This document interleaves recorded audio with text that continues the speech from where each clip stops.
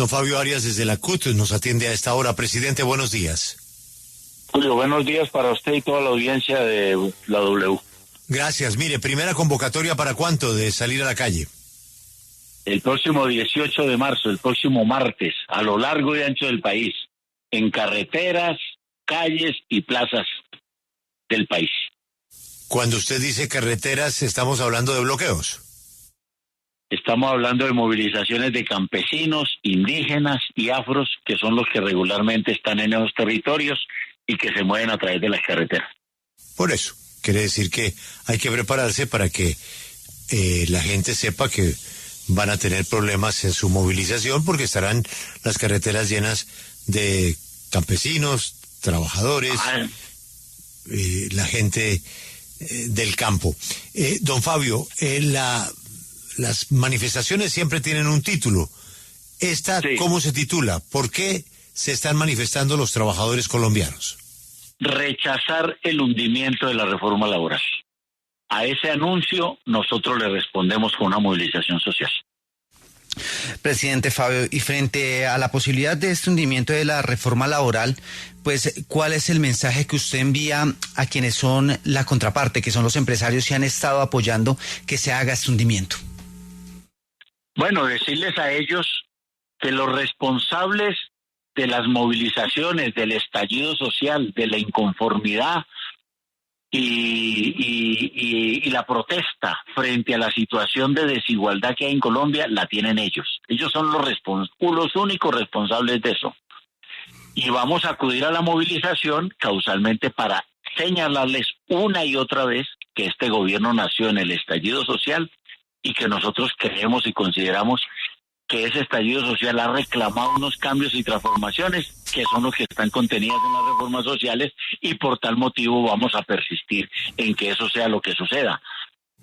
En que eso sea lo que suceda. Y de esa manera, entonces, si no logramos modificar en este periodo, mediante estas movilizaciones, inclusive mediante la consulta popular que ha anunciado el presidente Gustavo Petro, pues estarán las elecciones del 2026 para ojalá ganar una mejor correlación de fuerza en el Congreso, donde podamos ya definitivamente aprobar la reforma.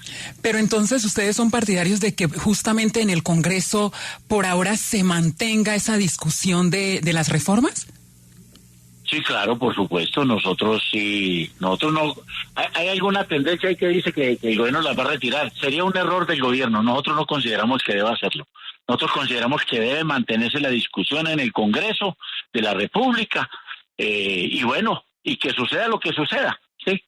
Si persisten en hundirlas, especialmente a la Comisión Séptima que se va convirtiendo como en el cementerio de las reformas sociales, pues nosotros persistiremos en la movilización, repito, para señalar primero que ojalá modifiquen esa posición y en la eventualidad que no lo hagan, participar de la consulta popular y prepararnos para las elecciones de 2026.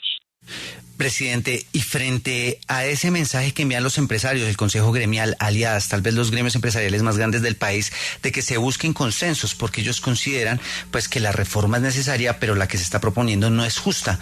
¿Usted ve alguna posibilidad de que se logren esos consensos, no solamente en el Congreso, sino desde luego también en las discusiones que ustedes tienen con ellos? Pero es que es imposible hacer un consenso con alguien que primero solicitó el hundimiento de las reformas y segundo, ¿de qué consenso vamos a hablar? ¿De las fórmulas que ellos siempre han tenido? Ellos siempre han dicho que esta reforma no es para generar empleo ni para reducir la informalidad. Y luego las reformas que ellos hicieron en 33 años de gobierno neoliberal y proempresariales generaron empleo y combatieron la informalidad. No, señor, mentiras. Por el contrario, lo que hicieron fue precarizar y empobrecer a los trabajadores y las trabajadoras de Colombia. De tal manera que si el consenso que nos están pidiendo es para que volvamos a las fórmulas de ellas, ya superadas por la realidad económica y social del país, e inclusive por la situación política del país, pues le tenemos que decir que ahí no hay consenso, que ellos son los responsables de la altísima desigualdad que Colombia tiene. Ese deshonroso primero o tercer lugar que tenemos en el ranking mundial, pues lo han propiciado es ellos. Y este país no es solamente para ellos, también hay trabajadores que generamos riqueza y que tenemos derecho a que esa riqueza sea redistribuida. Y estas reformas sociales lo que pretenden es eso, disminuir la desigualdad sobre la base de reconocer derechos. Y finalmente, presidente Arias, desde las centrales obreras siempre se ha dicho que si las reformas no son posibles, el gobierno tiene que hacerlo a través de decretos, poner esas normas, condiciones que ustedes están pidiendo y que encuentran en las reformas, que se haga a través de decretos. Si esto no llega a pasar lo de la reforma laboral, ¿cuál cree usted que deben ser los primeros decretos entonces que el presidente Petro debe empezar a ajustar? Bueno, nosotros propusimos 9 decretos.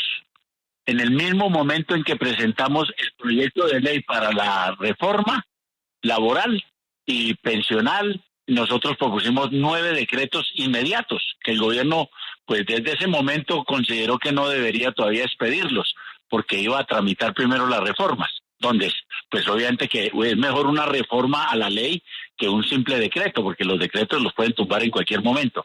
Pero ya que no pudimos con la reforma, y que muestra el odio que le tienen en el Congreso y los grandes empresarios al sindicalismo y a los trabajadores, pues está bien que el gobierno, esos decretos que le hemos presentado, que los han pulido, por supuesto, y le han hecho algunas modificaciones positivas y progresivas, pues es el momento de, ahí sí como se dice, de decretarlos. Muchísimas gracias, presidente, y ojalá que todo transcurra con tranquilidad. Así será, Julio. Muy amable y buen día para todos y todas.